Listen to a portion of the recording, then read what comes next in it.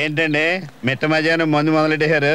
రాత్రి మీ వాడు నిద్రపోనివ్వలేదు బాబు, అందుకే ఒక పెగ్గేసి నిద్ర ట్రై చేద్దామని. ఒక పెగ్గే అంటున్నారు, ఫుల్ ఉంది. ఇదేం చేస్తారు? నేను వేస్తానులేండి.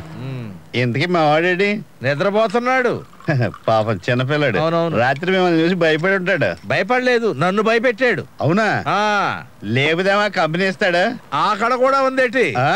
ఎంతైనా బ్రదర్ సుందరం కదా. ఓహో. అరే హ్యారీ పాటర్. ఏంటన్నయ్యా? ఏం లేదు, మాతో వాడు పెగ్గేస్తావని. నీ ముందు నిల్చునేవాడేమోన్నాడు రా, కూర్చునేయి. అయితే ఓకే. చూసారా మావాడు పెగ్గేస్తాను గ్లాస్ కూడా తమ్ముడే కదా, చాలా కామెడీ చేస్తాడు.